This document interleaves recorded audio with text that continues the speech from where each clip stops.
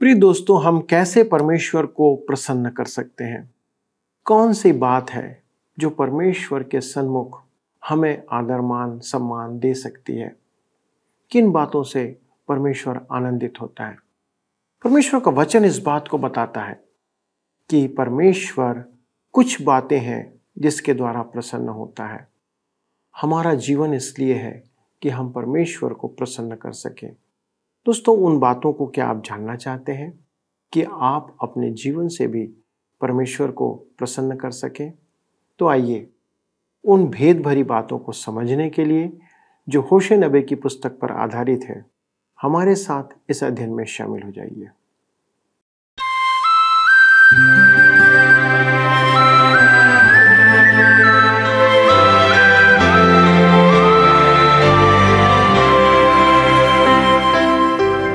प्रिय मित्रों, आप सभी को प्रेम भरा नमस्कार। मुझे पूरी आशा है कि आप परमेश्वर के अनुग्रह में बढ़ रहे हैं, क्योंकि जब वचन हमें बदलता है तब हम परमेश्वर के अनुग्रह में बढ़ते चले जाते हैं। दोस्तों, आप इस समय हमारे साथ सत्यवचन बाइबल अध्ययन में जुड़े हुए हैं और मैं आज के प्रसारण में आपका स्वागत करता हूं। आपको याद ही होगा कि हम होशे भविष्यवक्ता की पुस्तक से अध्ययन कर रहे हैं और इस्राएल के लिए परमेश्वर के क्रोध और दंड को देख रहे हैं। यह हमें याद रखने वाली बात है कि यदि परमेश्वर प्रेमी है तो वह क्रोधी भी है, पर उसका क्रोध केवल पाप के प्रति होता है। परमेश्वर और पाप दोनों एक दूसरे के विरोधी हैं। परमेश्वर और पाप एक साथ कभी नहीं रह सकते। उसी प्रकार हम भी परमेश्वर के साथ और पाप के साथ एक साथ कभी नहीं रह सकते। इस्राएल पर परमेश्वर का दंड इसी कारण से आया था और हमारे जीवन में भी परमेश्वर का दंड इसी कारण से आता है। दोस्तों, आज हम होशे की पुस्तक के 6वें अध्याय से अपना अध्ययन आरंभ करते हुए देखेंगे कि परमेश्वर इस्राएल से पस्त हो जाता है। उसको ऐसा लगता है कि वो हार गया है। वे बड़ी ही चालाकी से परमेश्वर की ओर फिरने का दिखावा करते हैं कि जब हम परमेश्वर की ओर फिरेंगे तो वह हमें चंगा करेगा, हमें इन सब बातों से बचा लेगा। यह उनका दिखावा था। वे बार बार परमेश्वर से दूर चले जाते थे और परमेश्वर बार बार उन्हें क्षमा करता था। पर यह सब कब तक चलता रहेगा? दोस्तों, हम परमेश्वर के धैर्य को कब तक आजमाते रहेंगे? एक दिन शायद वह हमें क्षमा करना ही छोड़ दे। तब हमारे लिए कोई बचाव का रास्ता बचा नहीं रहेगा। शायद इस्राएल इसी स्थान पर आ चुका था। आइए मित्रों, अपने अध्ययन में आगे बढ़ें और देखें कि परमेश्वर इस विषय में, इस बारे में उन्हें क्या कहता है। मित्रों, आइए आज हम अपने अध्ययन में आगे बढ़ेंगे और होशे नबी की पुस्तक 6 अध्याय उसके 2 पद से आरंभ करेंगे। यहाँ पर लिखा है, 2 दिन के बाद वह हमको जिलाएगा और तीसरे दिन वह हमको उठाकर खड़ा करेगा, तब हम उसके सम्मुख जीवित रहेंगे। ध्यान दीजिए, लिखा है 2 दिन के बाद वह हमको जिलाएगा। यह प्रभु यीशु मसीह के पुनरुत्थान के प्रकाश में ध्यान देने योग्य बात है। वह भी तीसरे दिन जी उठा था। यहूदी और अन्य जाति दोनों ही के धर्मी ठहराए जाने के लिए वह जी उठा है। यह इस्राएल के भविष्य में भी प्रासंगिक है, जिस दिन परमेश्वर इस्राएल को स्वदेश लौटाकर अपने पास रखेगा। यहेजकेल अध्याय 37 में परमेश्वर उस दिन को पुनरुत्थान कहता है जो उस पर आधारित है, जिसका तीसरे दिन पुनरुत्थान हुआ था।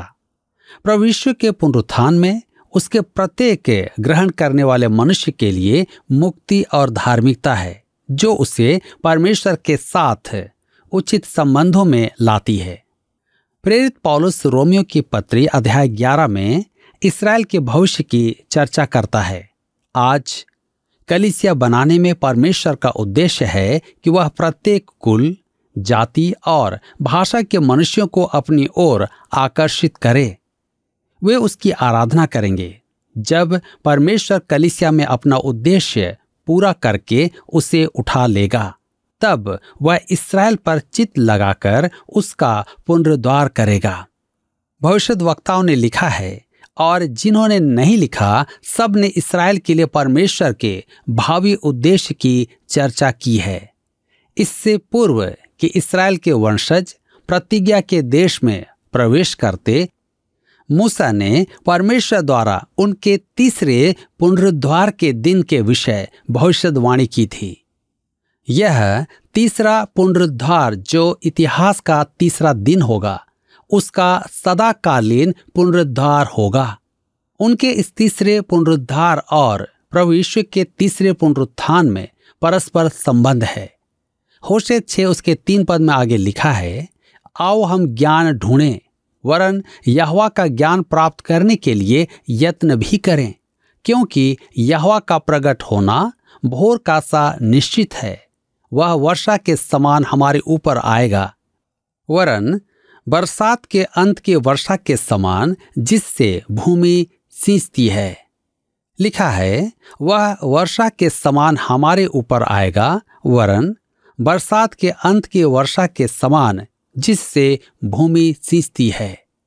उनकी आरंभिक वर्षा अक्टूबर माह के अंत में होती थी और घनघोर वर्षा होती है, और अंतिम वर्षा मार्च तथा अप्रैल माह में होती थी, जो कटनी के पूर्व बरसती थी। कुछ लोगों के विचार में अंतिम वर्षा की उपमा उस देश में पूरी हो गई है, परंतु मेरे विचार में अब तक न तो आरंभिक वर्षा हुई है और न ही अंतिम वर्षा अभी हुई है। इस्राएल में सिंचाई के लिए पर्याप्त पानी नहीं है और हम वर्षा के आगमन की प्रतिज्ञा पूर्ति वहां नहीं देख रहे हैं। जब वे परमेश्वर की ओर फिरेंगे तब उन्हें ही आशीषें नहीं मिलेंगी, परंतु भूमि और प्राणी जगत भी आशीषित होगा। लिखा है, आओ हम ज्ञान ढूंढें, वरन यहोवा का ज्ञान प्राप्त करने के लिए यत्न भी करें। जीवन की समस्याओं के समाधान का यही भेद है, प्रभु को जानें। प्रेरित पौलुस को अपने जीवन के अंत में भी यही एक इच्छा थी। फिलिपियों की पत्री 3 उसके 10 में उसने कहा, मैं उसको और उसके मृत्युंजय की सामर्थ को और उसके साथ दुखों में सहभागी होने के मर्म को जानूं और उसकी मृत्यु की समानता को प्राप्त करूं। मेरे प्रियो, इस जीवन में परमेश्वर के ज्ञान की अपेक्षा उन्नति का मार्ग अन्य कोई नहीं है। इस विषय में परमेश्वर का वचन अत्यंत प्रबल है। वह या तो सही है या गलत, परंतु हजारों वर्षों से परमेश्वर का वचन सही सिद्ध हुआ है। मेरे विचार में आज की पीढ़ी इसे किसी भी प्रकार विचलित नहीं कर सकती है। आइए हम देखें, इस्राएल को पापों का दंड मिलेगा। होशे 6 अध्याय के 4 पद में लिखा है, हे एप्रैम, मैं तुझसे क्या करूं? हे यहूदा, मैं तुझसे क्या करूं? तुम्हारा स्नेह तो भोर के मेघ के समान और सवेरे उड़ जाने वाली ओस के समान है। यहां ऐसा प्रतीत होता है कि परमेश्वर कुछ परेशान है। वह कहता है, मैं तुम्हारे साथ क्या करूं? मैं तुम्हें बहुत प्रेम करता हूं, परंतु तुम हो कि पाप पर पाप करते जाते हो, इसलिए मुझे तुम्हें दंड देना ही होगा। परमेश्वर द्विधा में है। दंड देना परमेश्वर के लिए अस्वाभाविक काम है। वह तो दंड देने की अपेक्षा बचाना चाहता है, परंतु यदि मनुष्य पाप करता ही जाए तो परमेश्वर को एक दिन उसे दंड देना ही होता है। इस्राएली लोग धर्म निभा रहे थे, परंतु परमेश्वर के ज्ञान से वंचित थे और इस कारण उससे दूर थे। आज धर्म तो बहुतायत से है, परंतु मैं उसके पक्ष में नहीं हूं। मैं किसी अखबार के संपादक को लिखा पत्र सुना रहा हूं कि मेरी बात आपको समझ में आ जाए। आइए पढ़ें। आज के समाज में धर्म का उपयोग समाप्त हो गया है। मनुष्य इस नशे से उभर चुका है। अब उससे अज्ञात का वर्णन करने के लिए लोक कथाओं की आवश्यकता नहीं है और न ही अलौकिक की आराधना द्वारा उसके अस्तित्व को प्रकट करना है।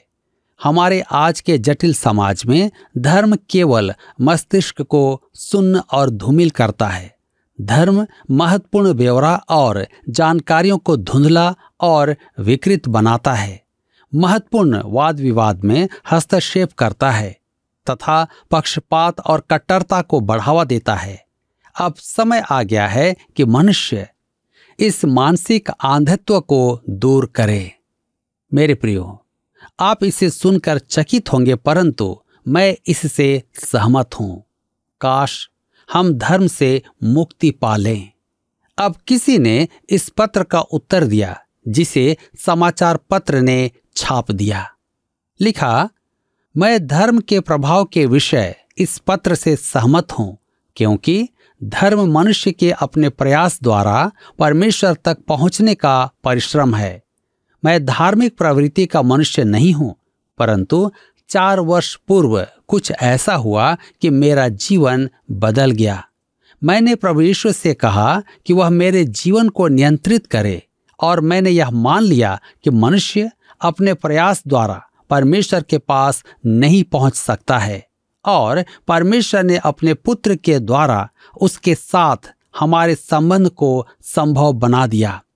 उस समर्पण के बाद मैं अपने सामाजिक उत्तरदायित्वों के प्रति अधिकाधिक जागरूक हो गया हूं, और मैं स्वयं को और अन्य मनुष्यों को प्रेम करना और स्वीकार करना सीख गया हूं, चाहे उनकी आयु, रंग, जाति और धर्म कुछ भी हो। मेरे प्रियो, आज लोगों का कहना है धर्म का त्याग करो। मैं कहता हूं उसे पिछले द्वार से बाहर करके जगत की ज्योति प्रभु यीशु को भीतर आने दो। इस्राएली धर्मी थे, परंतु उनका धर्म प्रातःकालीन बादलों के समान था, केवल एक रूप, संस्कार पूर्ति, अनुष्ठा पूर्ति, बस सवेरे उड़ जाने ओस ओस के समान था। अनेक लोगों के लिए धर्म एक ढीले कपड़े के समान है, जिसे वे जब चाहे पहन ले और जब चाहे उतार दें। परमेश्वर ने उनको दोष इसलिए दिया क्योंकि वे धर्म निभा रहे थे, परंतु परमेश्वर के ज्ञान के अभाव में उन्हें परमेश्वर के साथ जीवन बदलने वाला अनुभव प्राप्त नहीं था। होशे 6 उसके 5 पद में लिखा है, इस कारण मैंने भविष्यद्वक्ताओं के द्वारा मानो उन पर कुल्हाड़ी चलाकर उन्हें काट डाला और अपने वचनों से उनको घात किया, और मेरा न्याय प्रकाश के समान चमकता है। दूसरे शब्दों में परमेश्वर कहता है कि उसने भविष्यद्वक्ताओं के द्वारा उनकी खाल उधेड़ दी। मैं उन सब पत्र लेखकों का आभारी हूं जो हमारे वचन के प्रसारण को सराहते हैं कि हम साफ और स्पष्ट वचन सुनाते हैं। मैंने तो अपनी संपूर्ण सेवा में यही करने का प्रयास किया है, और मेरा अनुभव है कि जो सच्चे दिल से परमेश्वर के वचन को सुनना चाहते हैं, हमें स्वीकार करते हैं, शेष सब हमारी आलोचना करते हैं। मैं उनकी आलोचना भी सुनना चाहता हूं। परमेश्वर इस्राएल से कहता है, मैंने भविष्यद्वक्ताओं द्वारा मानो उन पर कुल्हाड़ी चलाकर उन्हें काट डाला। उन्होंने मेरा वचन ज्यों का त्यों सुनाया, परंतु तुमने नहीं सुना। आज परमेश्वर के वचन में रुचि बहुत अधिक दिखाई देती है, परंतु मुझे संदेह है कि उसका जीवन बदलने और मन फिराव का प्रभाव कितना पड़ रहा है। लिखा है, मैंने भविष्यद्वक्ताओं के द्वारा मानो उन पर कुल्हाड़ी चलाकर उन्हें काट डाला और अपने वचनों से उन्हें घात किया, और मेरा न्याय प्रकाश के समान चमकता है। वे अज्ञानतावश पाप नहीं कर रहे थे, उन्हें जानकारी की कमी नहीं थी। परमेश्वर ने उनके पास भविष्यद्वक्ता भेजे थे, परंतु उन्होंने परमेश्वर और उसके वचन से मुंह मोड़ लिया था। होशे 6 अध्याय के 6 पद में लिखा है, क्योंकि मैं बलिदान से नहीं स्थिर प्रेम ही से प्रसन्न होता हूं, और होम बलियों से अधिक यह चाहता हूं कि लोग परमेश्वर का ज्ञान रखें। जी हां, वे केवल दिखावा करते थे। मेरे प्रियो, आप रविवार या आराधना में जा सकते हैं, आप धर्मांध हो सकते हैं, आप प्रचारक की, गायन मंडली की और सब की आलोचना कर सकते हैं, और हो सकता है कि वे इस योग्य ही हों, परंतु परमेश्वर चाहता है कि आप व्यवहारिक विश्वास करें और आपके जीवन और मन में दया का प्रमाण हो। दावत करने को रोटी तोड़ना और प्रभु भोज न समझें, परमेश्वर का वचन न समझें। परमेश्वर के वचन के अध्ययन का विकल्प कलीसियाई गतिविधियां कभी नहीं हो सकती हैं। हम होशे 6 उसके 7 पद में आगे पढ़ते हैं, लिखा है, परंतु उन लोगों ने आदम के समान वाचा को तोड़ दिया, उन्होंने वहां मुझसे विश्वासघात किया है। कहता है वाचा, अर्थात उस जाति के साथ बांधी गई परमेश्वर की वाचा। होशे 6 उसके 8 में लिखा है, गिलाद नामक गढ़ी तो अनर्थकारियों से भरी है, वह खून से भरी हुई है। गिलाद, यिर्मयाह 8 उसके 22 से, हम गिलाद को बलसान के लिए प्रसिद्ध था यह जानते हैं। यह बलसान औषधि के रूप में काम आने वाली एक बूटी थी, परंतु होशे के युग में केवल पाप ही पाप वहां भरा था। होशे 6 उसके 9 में हम पढ़ते हैं, जैसे डाकुओं के दल किसी की घात में बैठते हैं, वैसे ही याजकों का दल शकेम के मार्ग में वध करता है, वरन उन्होंने महापाप भी किया है। मेरे मित्रों, याजक प्रजा को जीवन जल और जीवन की रोटी देने से चूक गए थे, जो हत्या करने जैसा था। सच कहूं तो प्रचारक यदि परमेश्वर के वचन के प्रचार से चूक जाता है तो वह ठीक ऐसा ही दोषी है जैसा यहाँ याजक। यह मैं नहीं, परमेश्वर का वचन कह रहा है। आगे हम पढ़ते हैं होशे 6 उसके 10 और 11 पद में, लिखा है, इस्राएल के घराने में मैंने रोए खड़े होने का कारण देखा है, उसमें एप्रेम का छिनाला और इस्राएल की अशुद्धता पाई जाती है। हे यहूदा, जब मैं अपनी प्रजा को बंधुआई से लौटा ले आऊंगा, उस समय के लिए तेरे निमित्त भी बदला ठहराया हुआ है। यह यहूदा के लिए चेतावनी है कि उनके दंड का समय भी निकट है। कहता है, जब मैं अपनी प्रजा को बंधुआई से लौटा ले आऊंगा।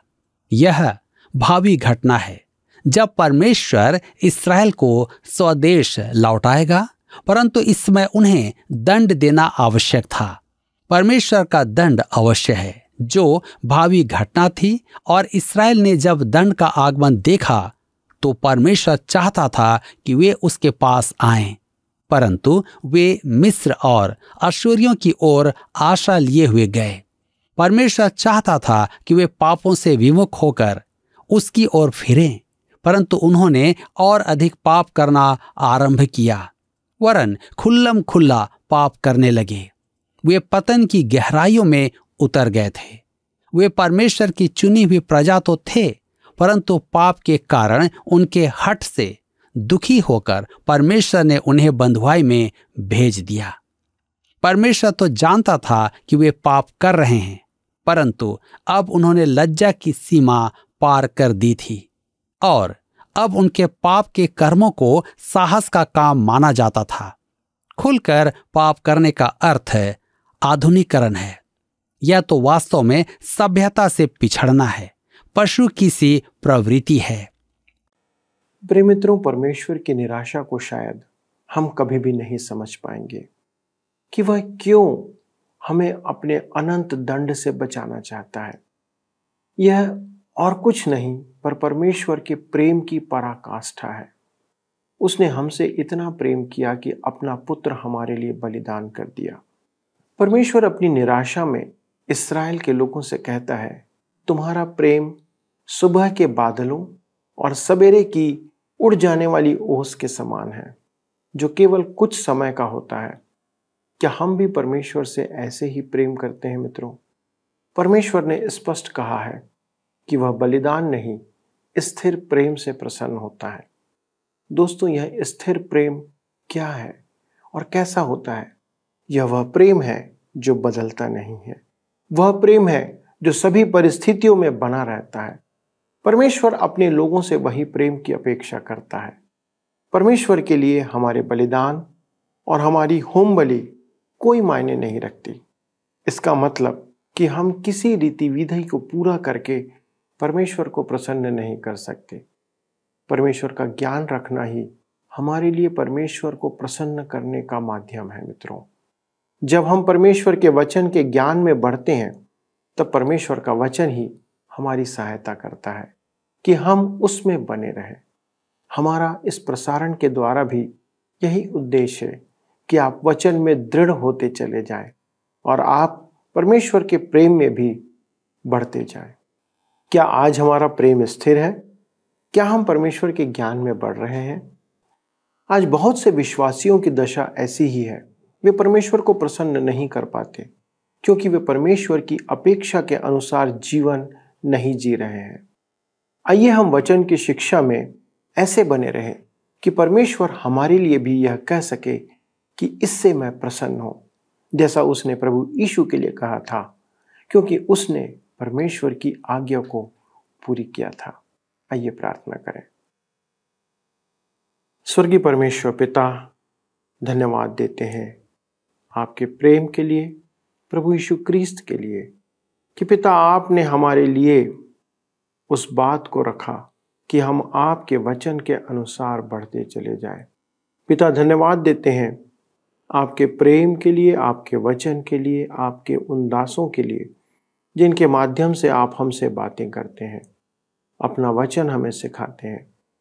पिता, हमारी प्रार्थना है कि हमारी भी सहायता करें कि हम आपके वचन के प्रति, आपके प्रेम के प्रति विश्वास योग्य पाए जाएं। प्रभु, हमें कोई योग्यता नहीं है, हम हर बार हार जाते हैं, हम बहुत प्रयास करके भी विफल रहते हैं, परंतु प्रभु हमें आप पर, आपकी सामर्थ्य पर विश्वास है कि आप हमें अपनी महिमा के लिए उपयोग करें। सभी दर्शकों के लिए विनती है पिता कि आप उन्हें अपनी सामर्थ्य से संभालें और उनके जीवन से अपनी महिमा लेते रहें। धन्यवाद के साथ इस विनती को प्रभु यीशु क्रिस्त के नाम से मांगते हैं, आमीन। मित्रों, आज के अध्ययन में शामिल होने के लिए बहुत बहुत धन्यवाद। आप इससे आशीष पा रहे हैं, यह हमारा विश्वास है। नई बातें सीख रहे हैं, परंतु यदि आप उन बातों को हमारे साथ साझा करेंगे तो हमें खुशी होगी। इसलिए आप फ़ोन, SMS या पत्र का उपयोग करें। यदि आप इसे फिर से देखना चाहते हैं तो आप YouTube पर जाकर इसे देख सकते हैं। जी हाँ, लाइक, शेयर और सब्सक्राइब करना ना भूलिए, क्योंकि हमें इसके बारे में पता चलेगा कि आपने उसे पसंद किया है।